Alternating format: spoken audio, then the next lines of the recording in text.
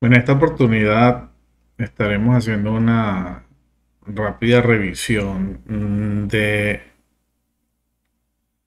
lo correspondiente a los productos cartesianos entre conjuntos, las relaciones que se pueden dar entre estos conjuntos y un poco algo de lo que respecta a los conjuntos ordenados.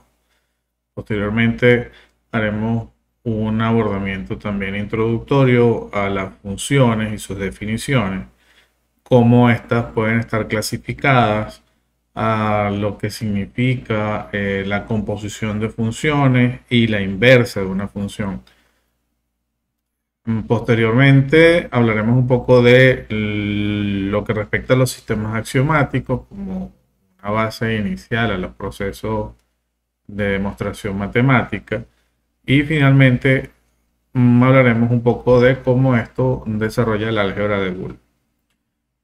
A modo de complemento, en cada una de estas secciones iremos indicando y estableciendo ejemplos del cómo esto puede ser implementado en el lenguaje Python a través del lenguaje natural o a través del uso de librerías específicas que permiten el cálculo numérico y simbólico. No pretendo con esto abordar en profundidad sobre los detalles del lenguaje ni sobre los detalles de las herramientas, sino más bien entregar una introducción a los conceptos generales y al cómo estos pueden ser utilizados en el lenguaje para desarrollar aplicaciones o soluciones particulares en las que sean aplicables estos conceptos generales.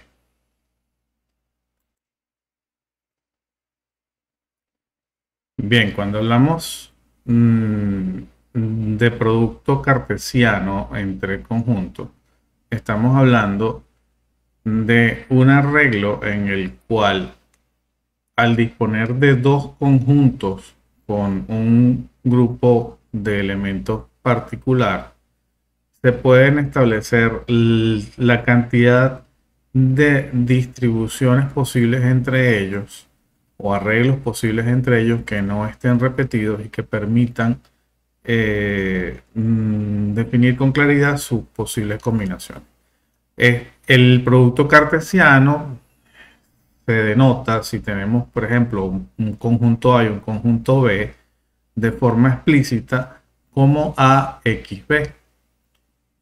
Y como ya les comenté, esto representa a todos los posibles pares ordenados en los que el primer elemento de este par es un elemento del conjunto A y el segundo elemento de este par es un elemento del conjunto B. Esta denotación de AXB generalmente se lee como de forma en lenguaje natural, se lee como el producto cartesiano de los conjuntos A y B. Si vemos, por ejemplo, que la notación matemática rigurosa corresponde a esta línea que está acá abajo, dice AXB igual al conjunto AB. ¿Okay? Al leer esto en lenguaje natural diríamos que el producto cartesiano de los conjuntos A y B es igual al conjunto de todos los pares ordenados A y B, tal que A es un elemento del conjunto A y B es un elemento del conjunto B.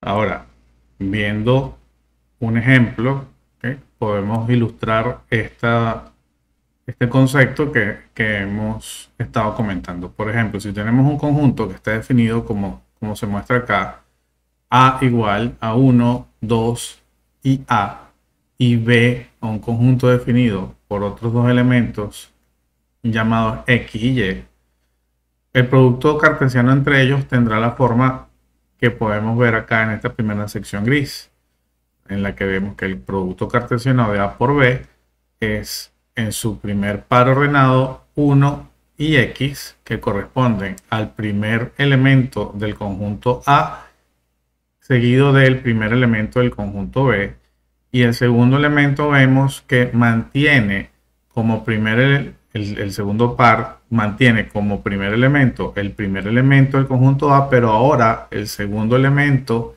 es el segundo elemento de B. Aquí se repite la misma condición, pero ahora el primer elemento del par ordenado será el segundo elemento del conjunto A y se repite nuevamente para este y el par siguiente, que el segundo elemento sería X y sería Y. Aquí es interesante ver una propiedad en la que se establece que de manera general el producto cartesiano entre A y B será diferente al producto cartesiano de B por A. Esto es así en la mayoría de los casos y solamente ocurre, o mejor dicho, solamente deja de ocurrir para el caso en el que A sea igual a B, es decir, que ambos conjuntos sean iguales o que uno de estos conjuntos sea un conjunto vacío. Esto se observa si vemos el segundo ejemplo, en el que el producto cartesiano de B por A tiene ahora como primer elemento el primer elemento de B, que es X, y como segundo elemento en el primer par ordenado, el primer elemento del conjunto A, que es 1. Es evidente al observar ambos desarrollos que el resultado es distinto y se expresa de una forma diferente. Podemos hacer una pequeña representación gráfica en Python de esto que les estoy comentando.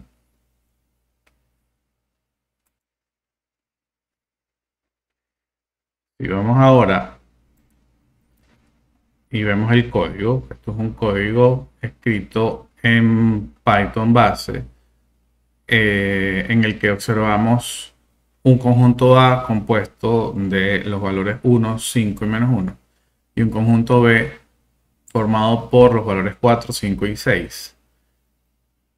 Cuando hacemos el producto cartesiano entre ellos, que en este caso se está utilizando una técnica de Python denominada comprensión de listas, que no es más que un grupo de sentencias anidadas, en este caso dos ciclos for, que están creando estos pares ordenados que corresponden al producto cartesiano. La intención de esto es verlo de forma gráfica. Si ejecutamos aquí este pequeño código, este script, vemos que el producto cartesiano estará determinado por un grupo de puntos en el eje XY, en este caso en el plano XY, que determinan la forma en la que cada uno de estos conjuntos se relaciona con el otro. Podemos hablar de que el conjunto A, que sería el 1 y el 5 y el menos 1, estarían dados por los valores en el eje X que vemos acá. Está menos 1 correspondiente a este primer punto azul que vemos acá en la parte inferior o paralela al eje, el valor 1 y el valor 5. De modo tal que al hacer el producto cartesiano lo que obtenemos es que cada uno de los elementos del resultado del producto corresponde con un par ordenado que relaciona en los ejes cartesianos los dos elementos del conjunto A y B.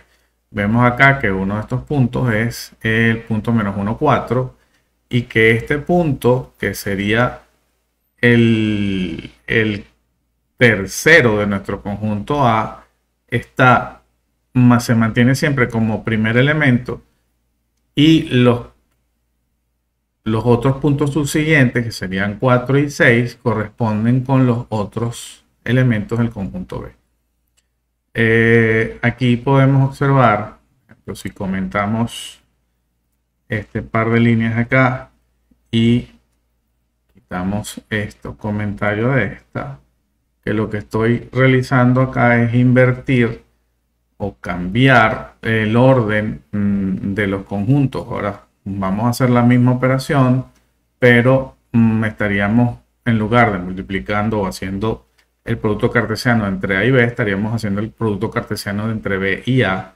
y vamos a anotar el resultado en lo que generamos la segunda gráfica. Vemos que para este caso el eje de las X tiene ahora valores, tiene 3 puntos que están por debajo de él, o sea, tiene 3 valores en los que Y ahora representa el menos 1, o mejor dicho, el eje Y representa ahora lo que anteriormente eran los valores del conjunto A que estaban en el eje X, y ahora los que anteriormente estaban en el conjunto, en el eje Y, que era el conjunto B, ahora están en el eje X. Evidentemente, al ver las dos gráficas, podemos ver que tenemos en este caso que el producto inicial A por B, 3 elementos que estaban a la izquierda del eje Y, pero todos los elementos estaban por encima, o sea, en la sección positiva, por encima del eje X. Cuando se hace la operación con la forma opuesta, en el caso o mejor dicho, cuando se hace la operación del producto cartesiano entre B y A, vemos que entonces ahora lo que antes estaba a la derecha, a la izquierda del eje Y, ahora está por debajo del eje X. O sea, es evidente que el producto cartesiano es distinto. Esto es una forma, digamos, muy gráfica y muy visual de verificar o de entender cuál es el concepto de producto cartesiano. En el caso de Python existe también una librería llamada intertool, como esta que está acá, que permite hacer estas operaciones usando comandos específicos para ella, en lugar de hacerlo por comprensión de listas, que implica el uso de ciclos anidados uno dentro de otro. En este caso usamos el mismo conjunto, A igual a 1, 5 menos 1, y B igual a 4, 5 y 6. Y cuando ejecutamos esta operación, vemos cómo el software está, o como este script, está mostrándonos dos resultados. Uno, utilizando la herramienta de intertool, en la que vemos todos los puntos correspondientes, que son los correspondientes a la gráfica que estábamos viendo anteriormente, 1, 4, 1, 5, 1, 6 y así sucesivamente. Y nos muestra también el resultado utilizando comprensión de listas. Podemos evaluar que el resultado es exactamente el mismo. Si en lugar de usar intertool usamos, por ejemplo, la librería SymPy, que es una librería de cálculo matemático dirigida más al cálculo simbólico, pero que permite también hacer cálculo numérico. Y en este caso definimos un par de conjuntos A y B, ya con elementos X, Y y con elementos A, B y C. SymPy nos entrega una cosa bien interesante, y es que ahora, en lugar de obtener valores numéricos, estamos obteniendo efectivamente el producto cartesiano de estos dos conjuntos, pero sin que exista ningún tipo de evaluación numérica. Hay otra, en este caso, en el caso de SymPy, estamos evaluando un elemento del que les había comentado, y este elemento es la cardinalidad del producto cartesiano. La cardinalidad del producto cartesiano se refiere a la cantidad de elementos que corresponden o que integran este, llamémoslo así, conjunto de soluciones del producto cartesiano. ¿Y cómo se calcula esta cardinalidad? Bueno, esta cardinalidad no es más que el producto de la longitud de cada uno de los conjuntos involucrados en el producto cartesiano. Para este caso, evaluamos o podemos ver que tenemos un conjunto A, XY con 2 elementos, y un conjunto B, ABC con 3 elementos, por lo cual la longitud de A al ser 2 y la longitud de B al ser 3, la cardinalidad esperada es 6, y la cardinalidad computada por, en este caso por SymPy, utilizando sus herramientas, su librería, efectivamente coincide con el valor esperado. Ahora, hay una evaluación adicional aquí en la que también se verifica si el producto de A por B es igual al producto de B por A. El resultado evidentemente acá es falso al evaluar esta expresión, porque bueno, el sistema compara los elementos de cada una de las dos respuestas y efectivamente valida que su valor es diferente, con lo que la condición de igualdad es falsa y se puede comprobar que efectivamente el producto entonces cartesiano, al invertir el orden de la operación, siempre va a dar un conjunto de resultados diferente al de la propuesta inicial.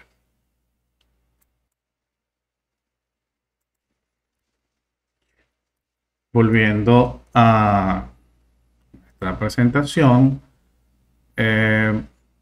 bueno, una forma también interesante de entender cuál es la aplicación de esto es que esto es algo que se utiliza en las bases de datos relacionales. Cuando hablamos de bases de datos relacionales, hablamos por ejemplo de bases de datos basadas en SQL, en las que hay un comando que es join, que es un comando que busca hacer como una unión entre dos tablas de la base de datos para hacer una búsqueda más compleja. Usualmente en este caso de join lo que implementa es el producto cartesiano de los contenidos de estas dos tablas, pudiendo entonces establecer todas las posibles combinaciones de estos elementos en estas dos tablas. Al aplicar un filtro a esto de alguna forma ordenada, bueno, permite obtener la agrupación particular que se desee buscar.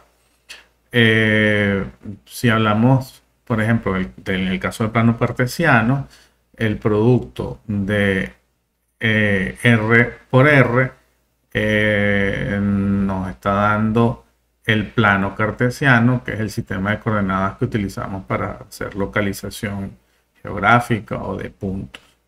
De igual forma,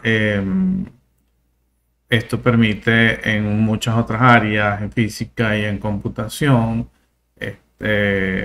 establecer la cantidad de posibles combinaciones entre elementos del sistema, características esperadas y otro grupo de situaciones.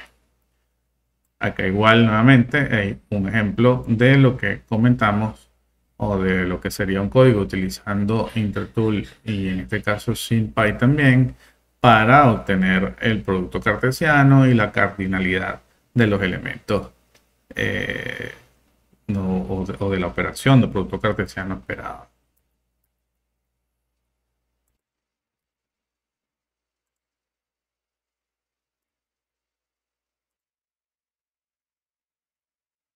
Ahora bien, para los elementos de lo que pudiésemos llamar el conjunto de resultados de un producto cartesiano, se pueden establecer relaciones binarias. Estas relaciones binarias son simplemente una forma de determinar un subconjunto del producto cartesiano. A ver, por ejemplo, podemos hablar de que si tenemos un par ordenado AB que pertenece a R, esto puede escribirse en la notación convencional como AB R, o sea, AB pertenece a R, o de una forma mucho más sencilla, A R de B. En lo que se está, o lo que quiere decir esto es que existe una relación R que implica a el componente A y el componente B de los elementos del producto cartesiano. Esta relación se establece o se indica que es una relación en A. ¿Okay? O sea, partir de esta condición se pueden, o a partir de esta relación se pueden establecer conjuntos dentro del conjunto de resultados. Esta relación que se puede establecer entre los elementos de un producto cartesiano tiene cuatro propiedades importantes, que son la reflexividad, la simetría, la antisimetría y la transitividad.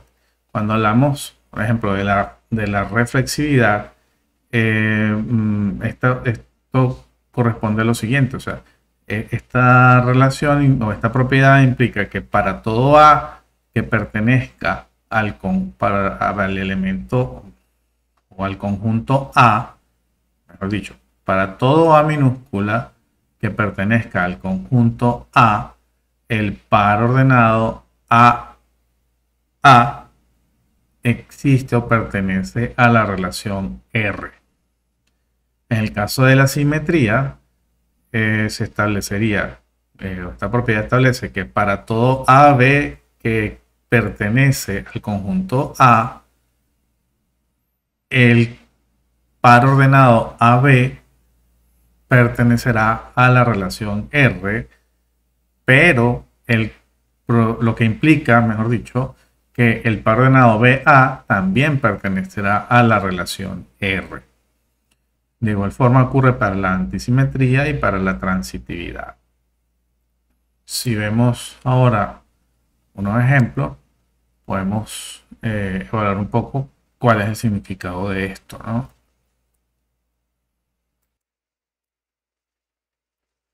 Acá observamos una relación que está dada por los componentes del conjunto A. El conjunto A tiene como elementos 1, 2 y 3.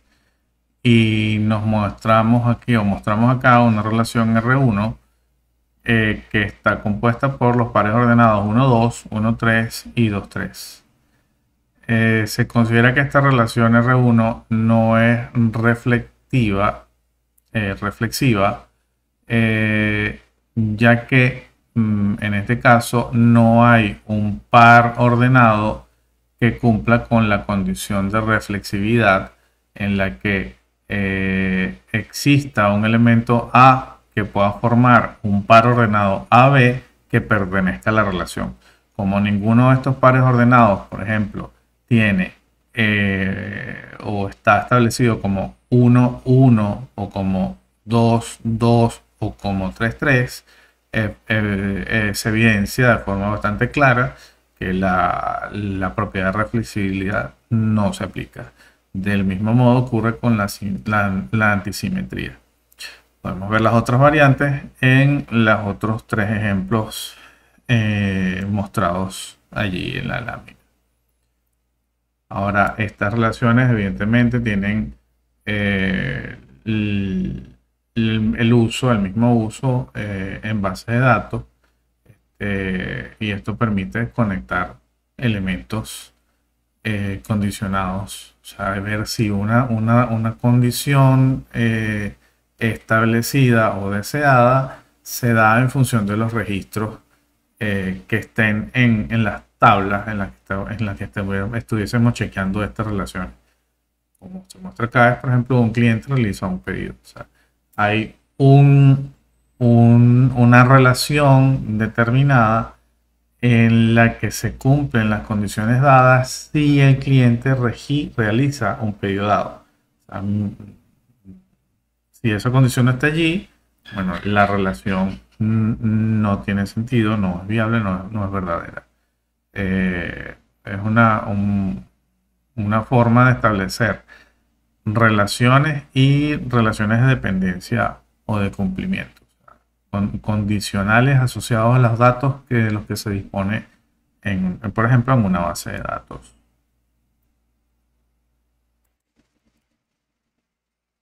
De forma similar a lo anterior, bueno, acá tenemos un ejemplo en Python igual, en la que se pueden establecer conjuntos como tuplas y observar entonces cómo esto cumple o no cumple con las propiedades de las relaciones deseadas. Acá pudiésemos copiar este texto que está acá, este script que está acá, y igualmente irnos a nuestro IDE, a Spider en este caso, abrir un nuevo archivo, perdón, crear un nuevo archivo, colocar el texto acá, ver que el script lo que está es definiendo un grupo de funciones para chequear reflexividad, chequear simetría, antisimetría y transitividad. Se establecen en este caso un conjunto 1, 2, 3 y se verifican las relaciones R1, R2 y R3 en las que uno sería menor que, por ejemplo, el otro es el equivalente y lo otro si hay divisibilidad. Chequeando esto se obtienen los valores o las condiciones, ¿no? O las propiedades para cada uno de los chequeos que se están haciendo. Esto es algo que internamente se utiliza, como ya comentamos, para validar operaciones o condiciones en base de datos que pudiesen, en función del cumplimiento de cada una de estas propiedades, a disparar otros procesos deseados o requeridos o esperados en el flujo lógico de la aplicación.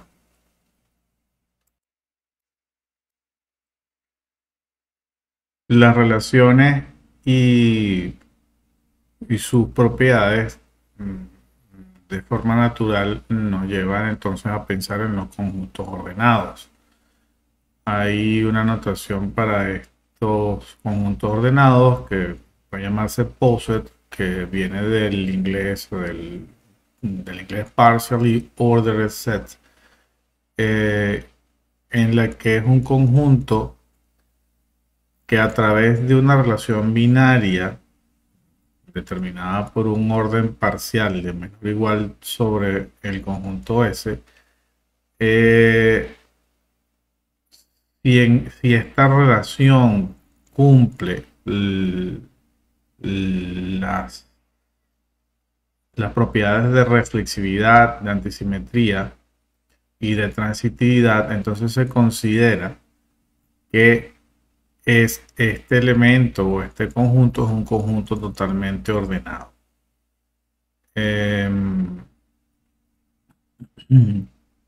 La notación matemática para conjuntos ordenados es la que se muestra acá, que es S, que sería el nombre asignado al conjunto, y en esta oportunidad el menor o igual, que es la relación que se establecería para definir el ordenamiento de este conjunto.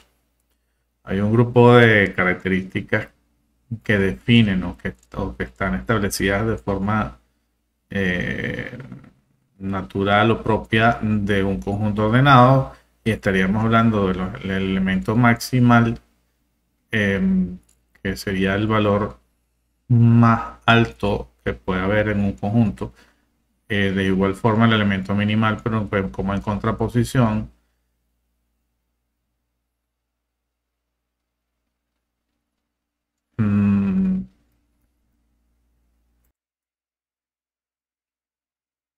bueno, ya va, hubo una pequeña confusión. El elemento maximal es un elemento M que pertenece a X, mientras se cumpla que hay un X que pertenezca a S de forma tal de que M sea menor que X. O sea, si M es menor o igual que X y M es diferente de X, entonces este elemento M es el elemento maximal de la relación o del conjunto ordenado del que se está hablando. De forma opuesta ocurre para el elemento minimal. Cuando me refería al máximo, realmente es el mayor elemento, siendo este elemento T que pertenece a S, si hay un X menor o igual que T para cualquier X que pertenezca a S. O sea, si mm, todos los valores X que forman parte del conjunto son menores o iguales que t, entonces t es el valor máximo o el elemento mayor de este conjunto. Lo mismo ocurre para el elemento menor. Y de forma similar a la cota superior, a la cota inferior y al supremo o al ínfimo. Unos ejemplos pueden observarse acá. Como estamos viendo. Si tenemos un conjunto ordenado, en este caso de los números naturales, definidos por relación menor o igual, este conjunto sería un conjunto totalmente ordenado, en donde 0 es el mínimo elemento y donde no existe un máximo. ¿En qué aplicaciones podemos hablar de conjuntos ordenados? Bueno, como ya es un poco intuitivo, evidentemente en computación, en la forma de generar algoritmos que permitan ordenar elementos, ordenar registros, ordenar valores, para la teoría de grafos, en estructuras de directorio y, y en todo lo que implique categorización o ordenamiento de información.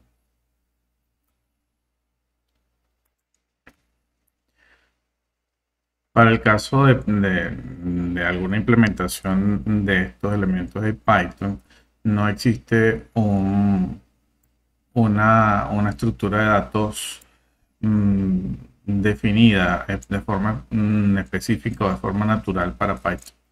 Así que hay que recurrir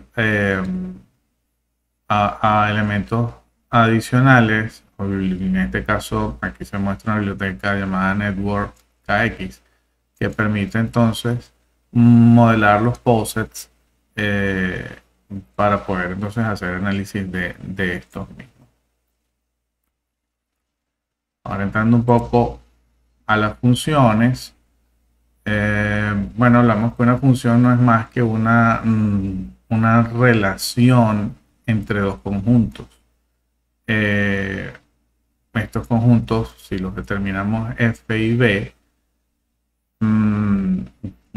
hablamos de que están relacionados a través de una función. Esta función, llamada de forma general f, permite establecer entonces que para los elementos de A que se ven influenciados por el valor de la función, va a existir un valor en el conjunto B. O sea, así es que de esta forma, la forma más simple de obtener o de entender el concepto de una función es que es una función, es algo que simplemente está mapeando valores de un conjunto A, que son datos de entrada de esta función, con los valores de un conjunto B, que serían los datos de salida obtenidos al aplicar esta función o esta relación.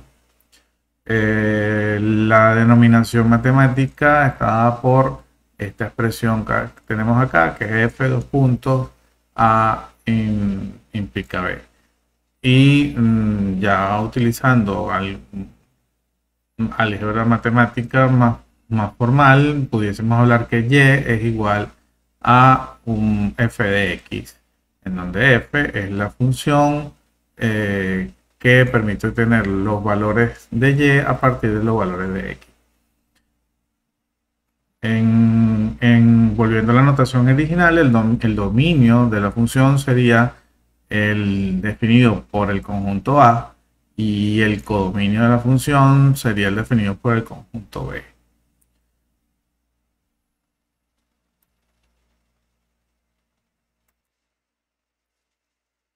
Si vemos esto a través de un ejemplo, podemos por lo menos verificar en este caso el ejemplo 2, que para una función definida como g de x igual a x al cuadrado, tenemos que su dominio está en R y que su codominio también está en R.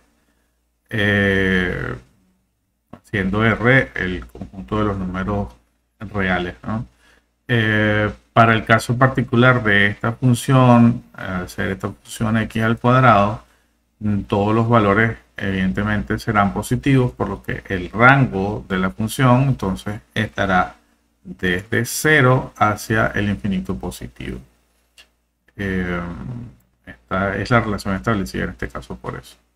Las funciones, bueno, son el elemento básico para modelar procesos, para crear modelos matemáticos de sistemas físicos, de sistemas estadísticos, de sistemas financieros, ¿okay? Ya que permite establecer entonces todas las relaciones que uno pueda imaginar, idear o querer modelar para poder a través del cálculo matemático hacer análisis de estas datas o de esta información. En el caso de Python, las funciones se definen de forma bastante natural y hay una librería bien interesante que se llama SymPy que permite hacer manejo simbólico de funciones, o sea, de modo tal que se pueden operar sistemas de ecuaciones, se pueden operar funciones de cualquier tipo sin evaluación numérica y obtener, bueno, los valores. Por ejemplo, la derivada de una función, él permite SymPy obtenerla de forma simbólica e incluso también de forma numérica si se le establecen los parámetros para evaluarla.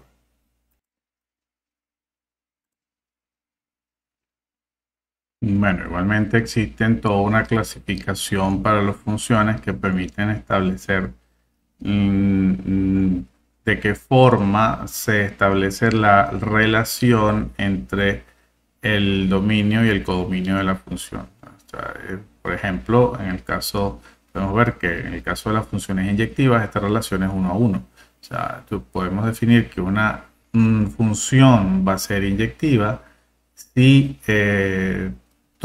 a todos los elementos indistintos del dominio A le corresponde exclusivamente un solo elemento del condominio B. Es decir, que la relación es 1 a 1.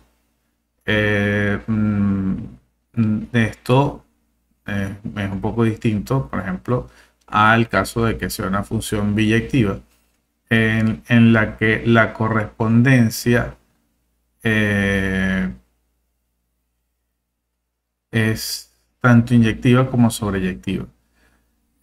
Una función sobreyectiva es una función en la que todos los elementos del conjunto B son una imagen de al menos un elemento del conjunto A. O sea, es decir, que para todo Y que pertenece a B existe al menos un X que pertenece a A. Las funciones pares son funciones en las que hay simetría respecto al eje X. O sea, una función que para todos los valores de menos X, que serían los valores del conjunto A, se obtiene exactamente el mismo valor en el elemento en el conjunto B que evaluando la función negada pero con X positivo. Las funciones periódicas son funciones que repiten sus valores, o sea, tienen los valores o los elementos en su codominio en el conjunto B son repetitivos respecto a un periodo o a un elemento constante que se le estaría sumando entonces a los elementos del conjunto A evaluados por la función. Así, bueno, tenemos funciones monótonas, continuas, discontinuas y, bueno, funciones algebraicas que están definidas por los polinomios o son funciones racionales, por ejemplo. La notación matemática, como se está viendo por acá, en el caso de la función inyectiva, decimos que una función con dominio A y un codominio B es inyectiva si para todo A y B que pertenecen a A se cumple entonces que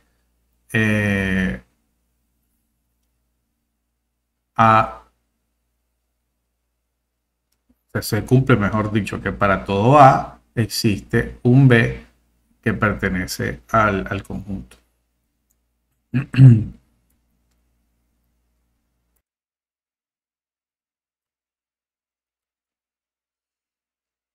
Así, bueno, vemos también un grupo de elementos o de ejemplos ilustrativos en los que podemos, bueno, validar de forma general algunas funciones. ¿En qué aplicaciones se utilizan las funciones? Bueno, las funciones son el bloque vital principal de todos los procesos que se lleven actualmente. En este mundo en el que ahorita la criptografía está súper presente, está muy presente, las funciones biyectivas son esenciales para el área de encriptado y desencriptado de data. Las funciones periódicas son funciones utilizadas, por ejemplo, de forma muy natural en el mundo de la electricidad, en el mundo de las ondas, en el mundo de las comunicaciones, ya que muy buena parte de estas señales son señales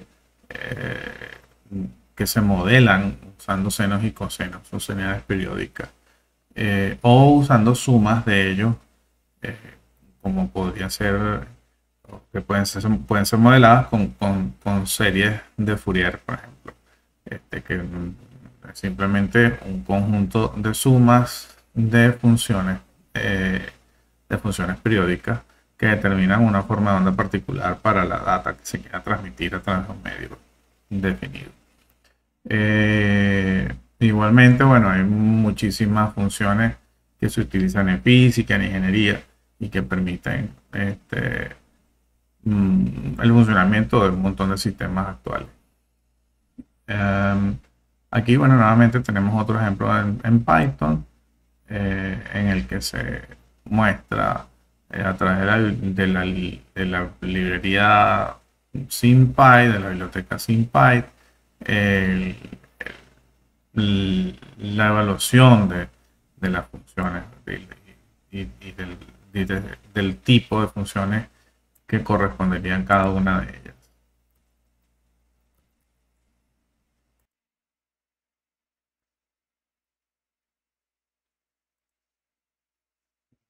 Ahora, cuando hablamos de composición de funciones, el concepto es bastante sencillo. Estamos hablando de que podemos tener un grupo de funciones, por ejemplo, dos funciones, una función f y una función g, en la que cuando hago composición estoy utilizando los elementos del conjunto B o del codominio de la primera función, de la función f, como los elementos del conjunto A de la función g. O sea, básicamente estoy evaluando la función g con los resultados de la función f. Eso es el concepto básico de lo que implica la composición de funciones. Esto, si establecemos el procedimiento simbólico, nos daría como resultado una nueva función diferente a la g y a la f iniciales. O sea, como vemos acá, bueno, ahí la notación matemática de esto sería la que vemos en estas líneas. O sea, g compuesta de f de x sería G evaluada en f de x. Esto se utiliza para el cálculo de sistemas que manejan series, por ejemplo. Se puede utilizar como ejemplo poner la regla de cadena cuando se están derivando funciones compuestas. Permite entonces fraccionar el manejo de la función.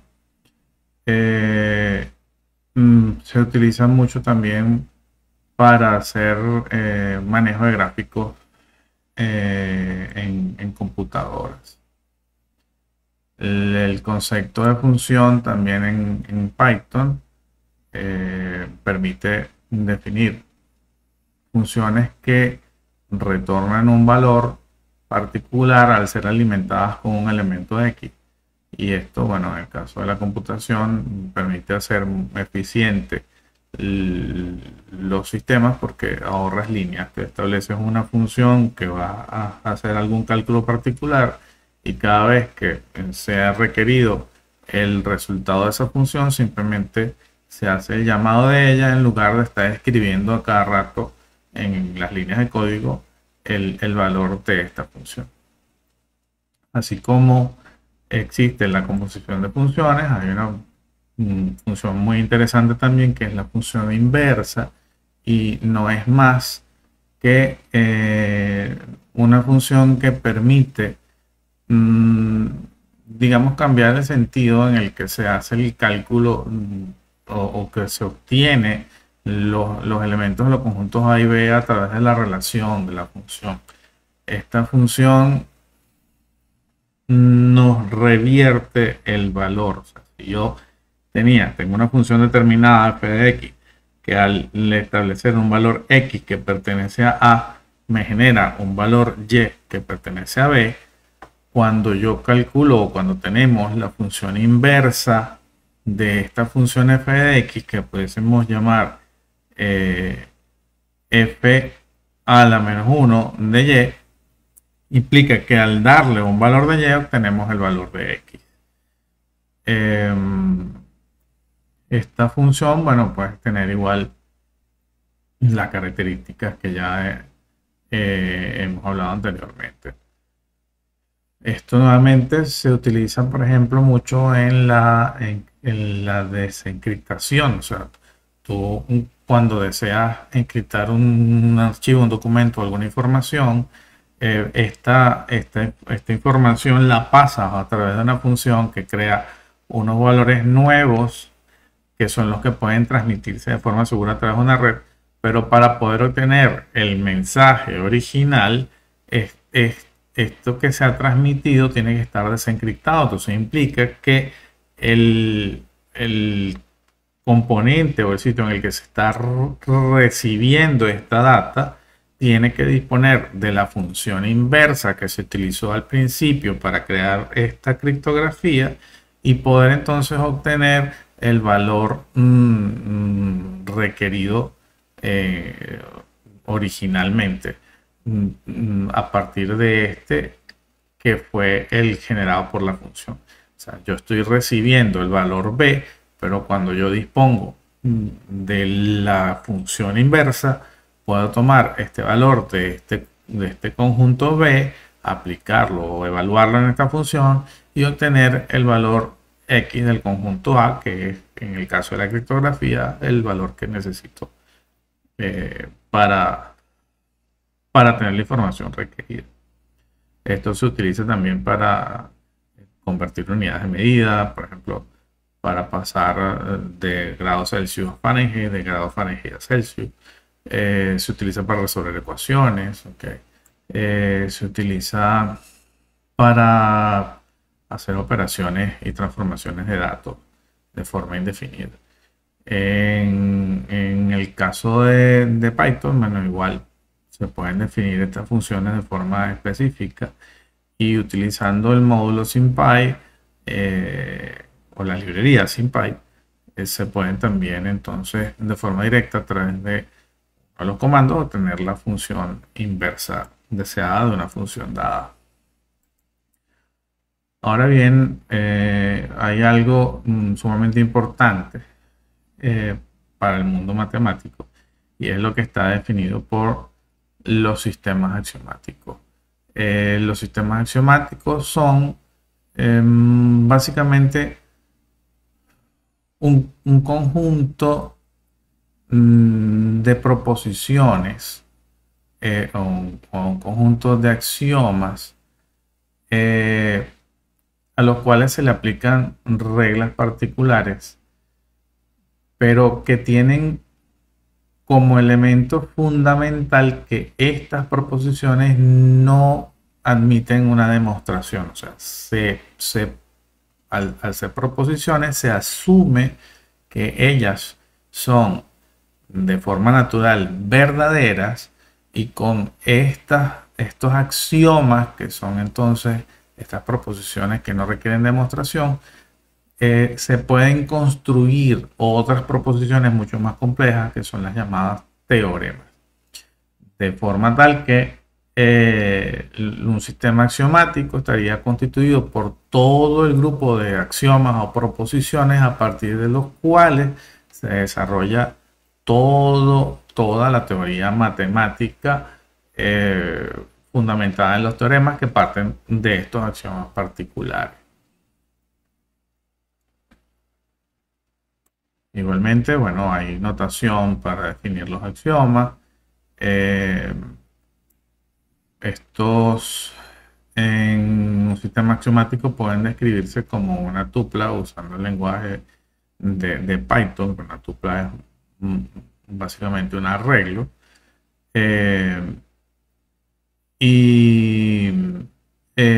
A partir de la lógica proposicional, bueno, estos sistemas axiomáticos pueden validarse y establecerlos entonces como bases elementales para hacer desarrollos matemáticos mucho más complicados.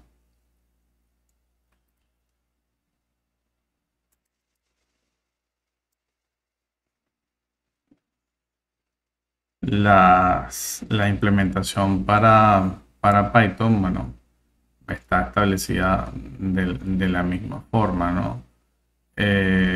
Si hablamos en el caso de la biblioteca SymPy, hay un módulo de esta biblioteca, que es el módulo Logit, que permite crear expresiones booleanas y proposicionales de forma simbólica, con lo que se pueden evaluar entonces toda la lógica proposicional y establecer teoremas o establecer estos elementos base en los que se puede entonces basar teoremas más complejos y más complicados.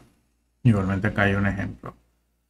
Y bueno, como cierra un poco de todo lo que hemos conversado, se establece el álgebra booleana o el álgebra de Boole, que no es más que una representación de las operaciones lógicas del AND, del OR y del NOT, por ejemplo, que evaluadas o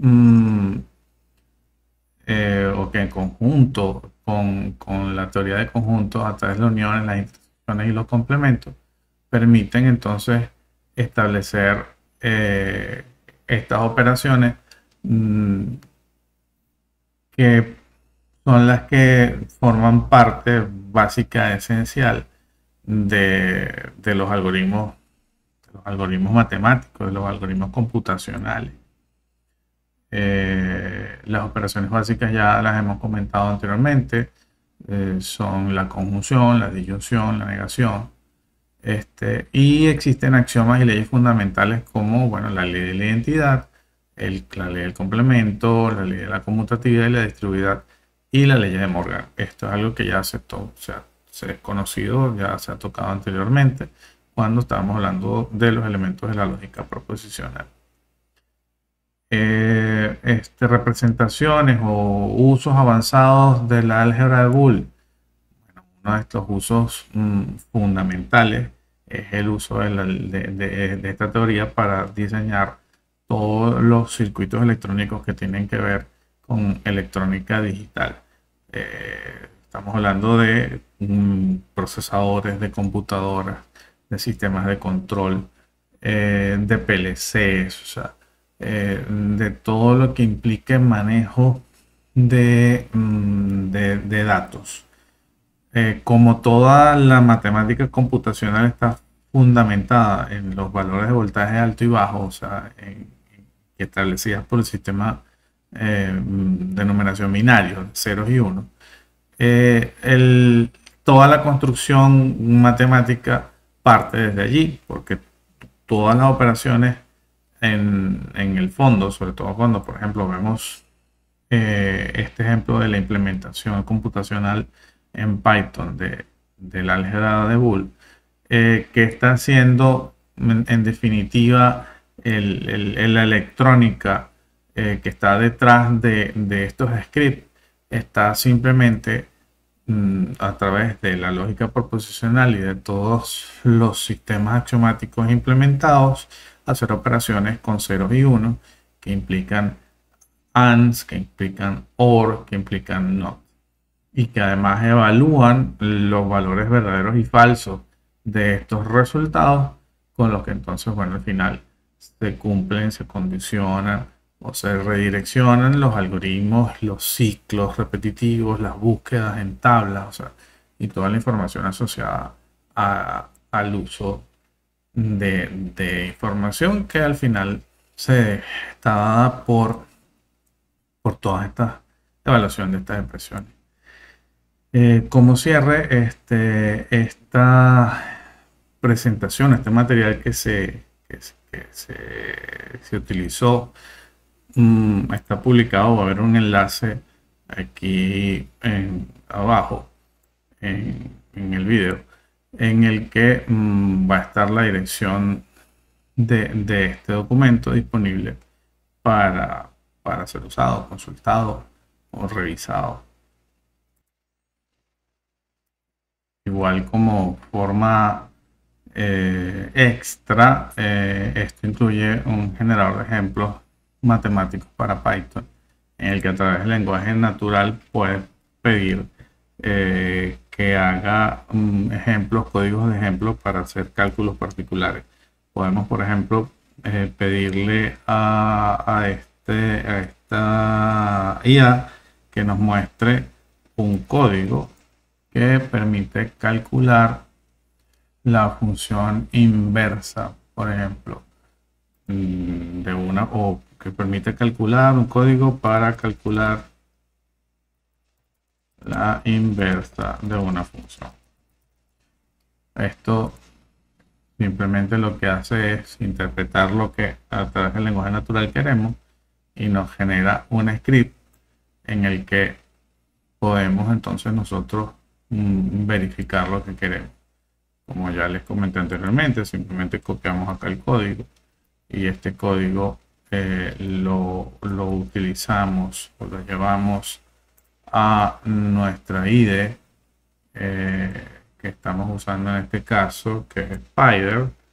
Okay, pegamos este código generado, que hay un pequeño detalle en la generación con unas comillas que no van, las eliminamos. Y si ejecutamos este script, vemos que, por ejemplo, está está tomando una función original, una función base de origen, que es x cuadrado más 2x más 1, y calcula las posibles funciones inversas. Entonces, verificando con un ejemplo numérico cuáles son estas funciones. Esto está basado en este caso en SymPy y NumPy, y este generador de código lo que va es a tomar en cuenta a la hora de crear estos pequeños scripts o estos ejemplos, es justamente el uso de estas dos librerías particulares para la manipulación matemática. Vemos acá también que incluso agrega una pequeña reseña de qué está haciendo el código, explicando un poco cómo se utiliza la librería y cuál es la lógica a través de este cálculo que se está haciendo. Es una herramienta que estará publicada por un tiempo indeterminado hasta ahora, eh, pero que hace uso incluso de una API de Google para poder conectarse con Gemini y crear estos ejemplos. Bueno, este es el cierre que hago de esta exposición. Intenté no extenderme nuevamente tanto como la vez anterior. Y bueno, espero comentarios.